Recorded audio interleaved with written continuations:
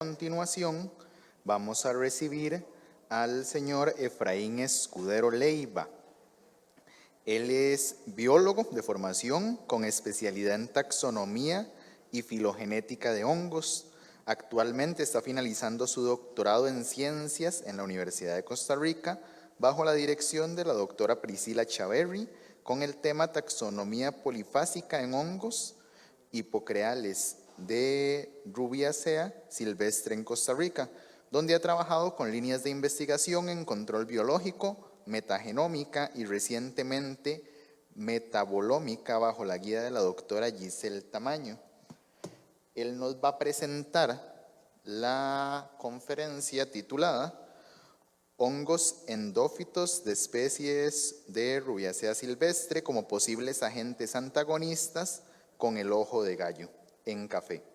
Le damos un fuerte aplauso para recibirle e igualmente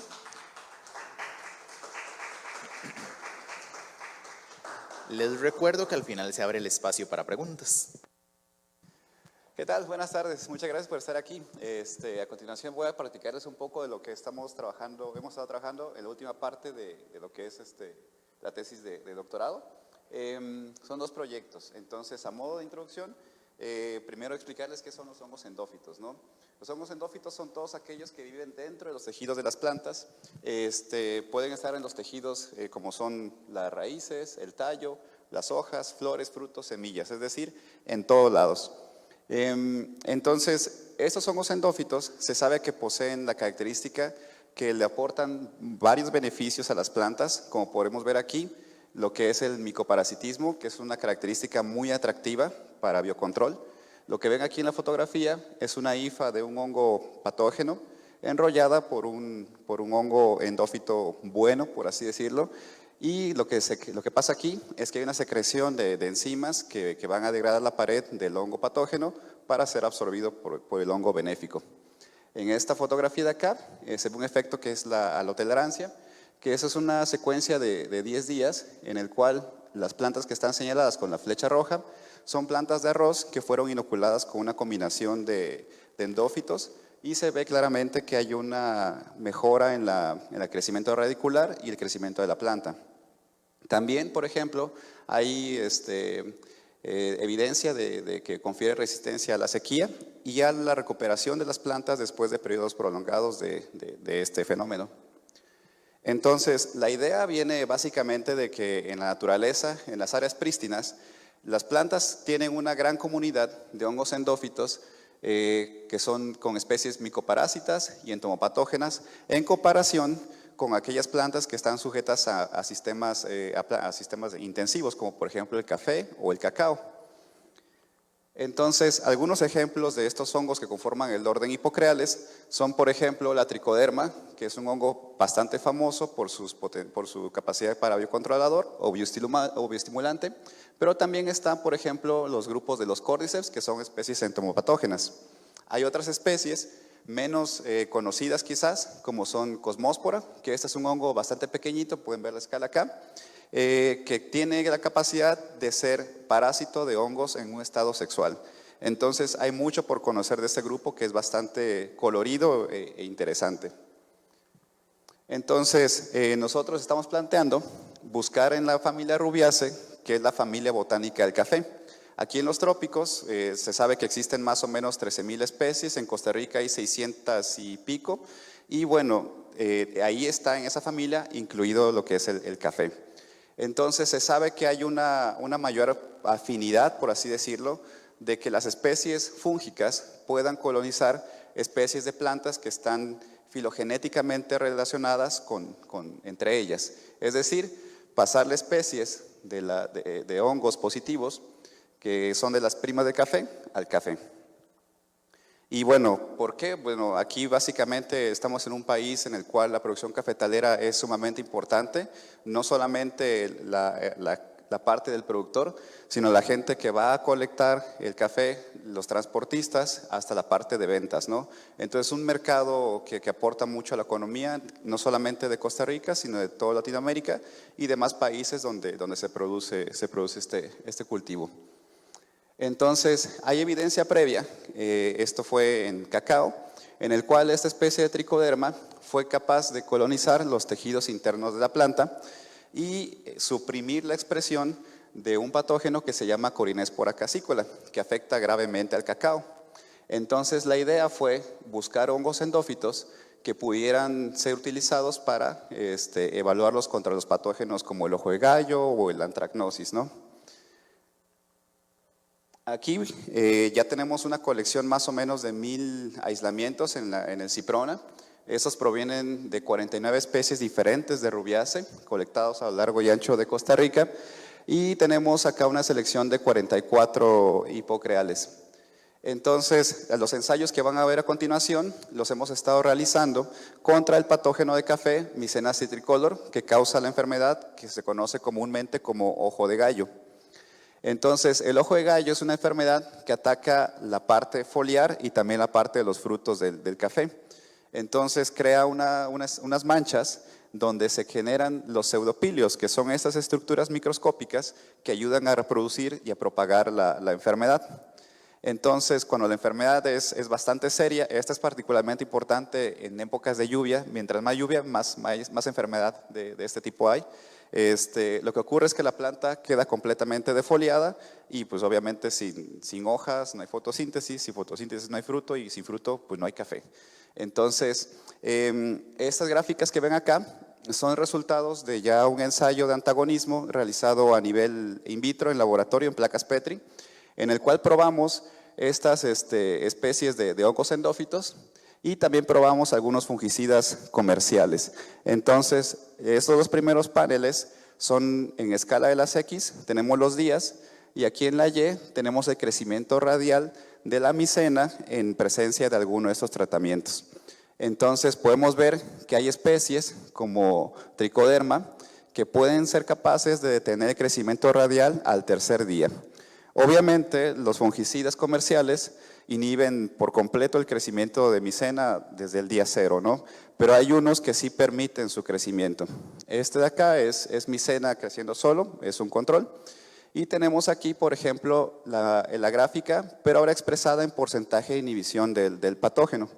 Entonces, en este recuadro de color rojo, encerré las 4 especies que tienen los mejores porcentajes de inhibición, que pertenecen al género tricoderma, ¿no?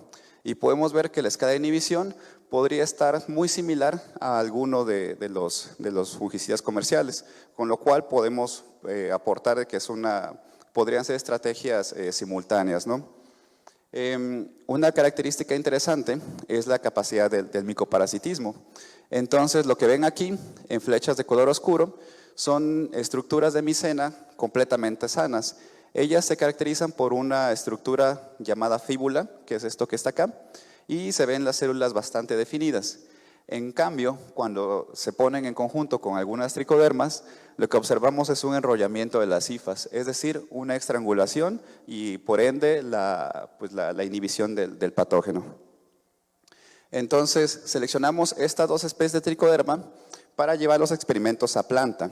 La razón fue, primero, que son especies que se producen bien en masa por la cantidad de conidios. Y bueno, aquí probamos las plántulas in vitro para asegurarnos que no tuvieran ningún organismo, además del de nosotros, creciendo dentro. Entonces, estas plantas después fueron llevadas a etapa de invernadero. Y acá, por ejemplo, pueden ver unas cajas. Esto se llevó a cabo en los invernaderos de la cooperativa Copetarazú, ahí en San Marcos. Las cajas se inundan para mantener una humedad relativa superior al 90%, y lo que ven aquí en los círculos rojos son anillos de plasticina donde se colocan los pseudopilios de micena para saber dónde los colocamos porque son muy pequeños y evaluar lo que pasa, ¿no? Entonces, al final de un mes del experimento, obtuvimos buenos resultados con ambas especies. Hay una disminución en la severidad y en la incidencia de la enfermedad, y sobre todo no existe mortalidad en las plantas, ¿no? En comparación con las plantas que no tenían ningún tratamiento con los endófitos.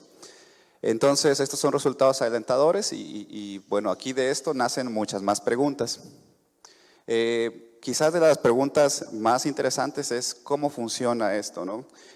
Para esto montamos un experimento de confrontación para evaluar el volatiloma de un hongo endófito, Daldinia, contra el patógeno del ojo de gallo. Entonces, iniciamos de un experimento sencillo, pero bastante interesante, que es un experimento sándwich. Aquí lo que hay son cajas Petri, son los fondos. Las dos tienen la misma cantidad de medio agar papa dextrosa, pero en el fondo siempre se coloca daldinia, el endófito, y en la parte superior se coloca micena, que es el patógeno. Se mide el radio de crecimiento de micena y se evalúan los efectos en ella, ¿no? La segunda parte es que después de que observamos que había ciertos daños, dijimos, bueno, ¿cómo podemos evaluar lo que pasa en esta pequeña atmósfera que se crea entre esas dos placas? Entonces, la forma más cercana de evaluar esto es mediante un experimento de gases masas. Aquí cultivamos los dos hongos por aparte y también en confrontación en la misma placa, ¿no? Se toman pequeños bocados de ellos y se colocan en estos viales para ponerlos en el equipo de TCQ que está en Ciprona y obtener cromatogramas y hacer análisis estadísticos. También parte de estos mismos viales se les trató para una extracción de líquido masas que se va a tocar posteriormente.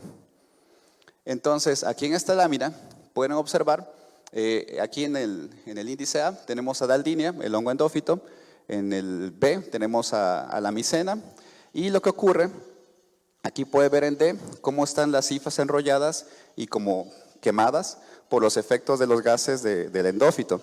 Estas son las hifas de micena creciendo normalmente, no hay ningún efecto. Y aquí podemos ver lo más interesante quizás, que hay daño en las estructuras, los pseudopilios, que son los responsables de la propagación de la enfermedad en las plantas.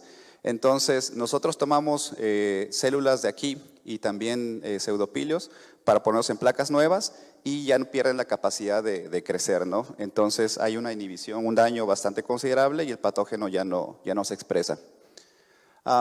Respecto a los radios, interesantemente no observamos diferencias significativas en la disminución del radio del patógeno, pero como les mencioné, sí hubo daños en las estructuras reproductoras y causantes de la enfermedad.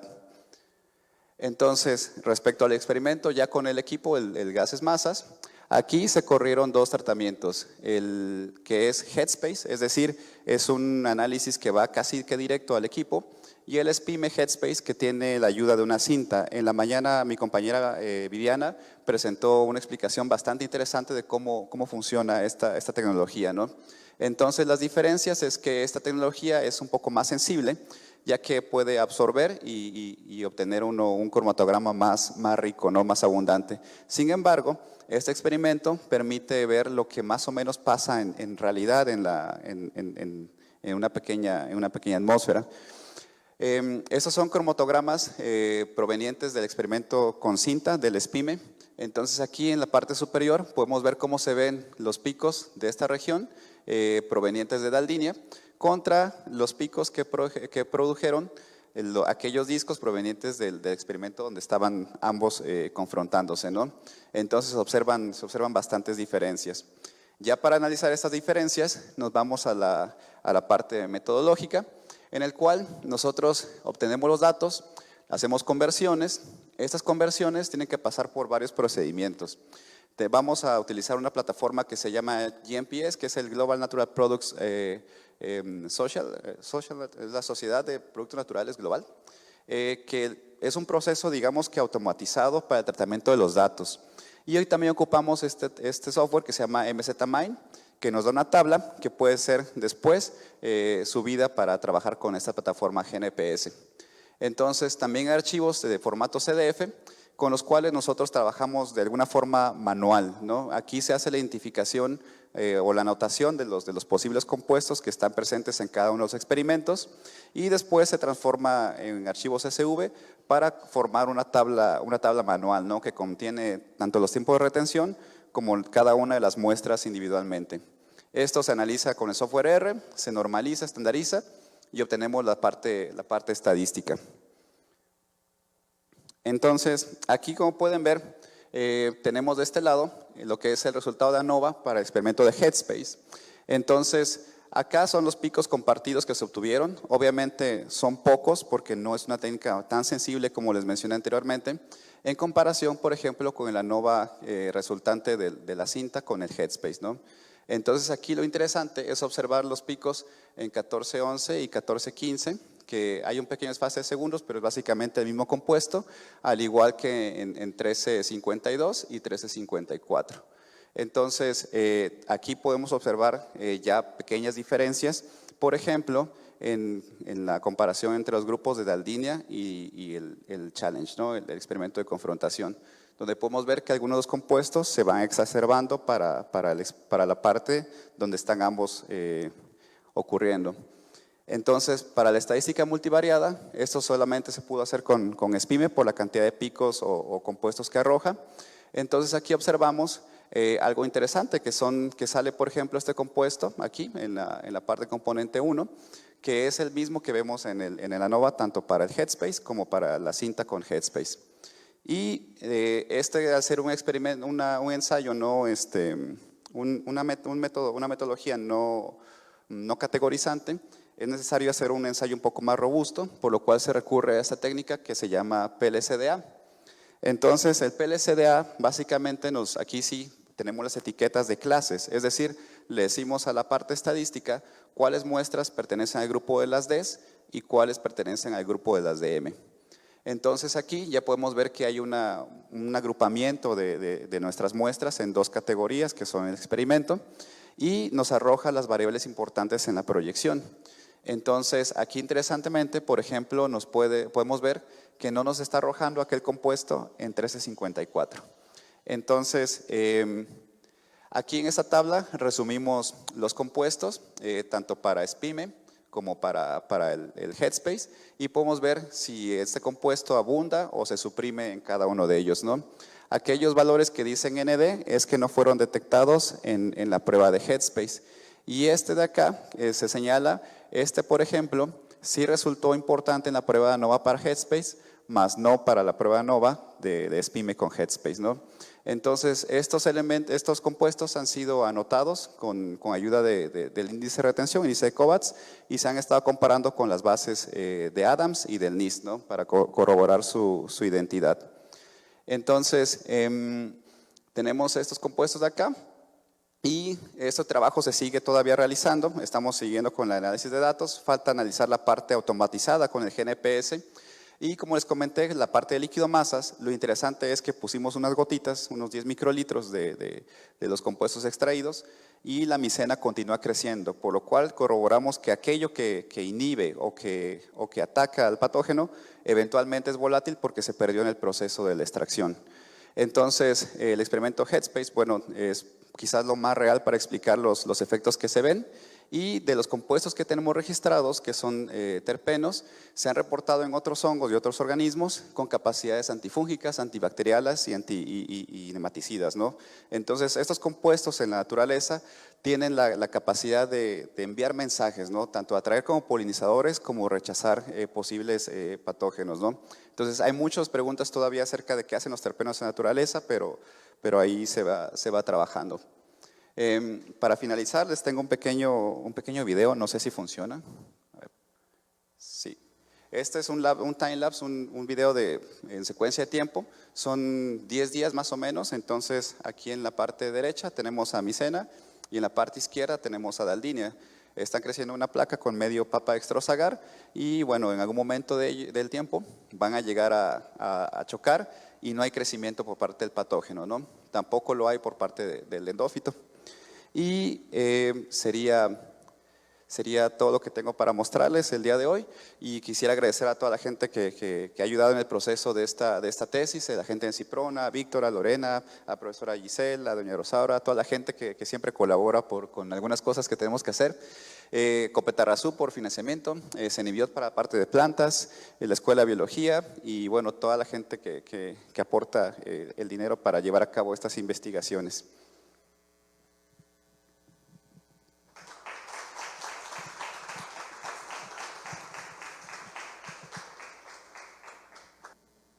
Una consulta, ¿estos hallazgos de alguna forma ya han sido utilizados por Copetarrazú? Sí, la parte de las tricodermas, por ejemplo, ellos ya están viendo la forma de escalamiento de una de las especies para llevarla a producto. Sí, y les interesa, por ejemplo, también esta parte porque obviamente no solamente el problema es la roya o el ojo gallo, sino también, por ejemplo, la broca, los nemátodos. Entonces hay un montón de problemas que podrían tener alguna solución o parte con el uso de estos endófitos. Y esos compuestos que ya ustedes identificaron fueron también encontrados en otras especies de tricoderma. Sí, el detalle está en que tricoderma se sabe que no solamente es muy difícil controlar qué es lo que queremos que produzca. Entonces es un género que produce muchas cosas y dentro de ellas produce micotoxinas. Entonces eso no lo queremos porque puede ser nocivo para nosotros. En cambio esta especie de Daldinia hay bastante información no solamente del género, sino también del grupo al que pertenece, que son los ciliariales, en los cuales se pueden ver que hay compuestos, muchos compuestos benéficos y poco o nada de micotoxina. Entonces es la ventaja que tiene. Excelente, muchas gracias. Sí, gracias. Gracias. Usted mencionó la liberación de compuestos volátiles. ¿Qué compuestos se refería? Bueno, son estos de acá. Estos, digamos, son los que están involucrados, o bueno, los que nos dio la NOVA, que son importantes para la confrontación.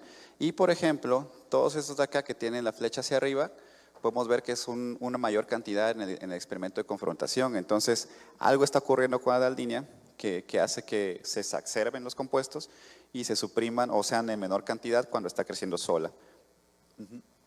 Ahora sí le damos el aplauso, muchísimas gracias.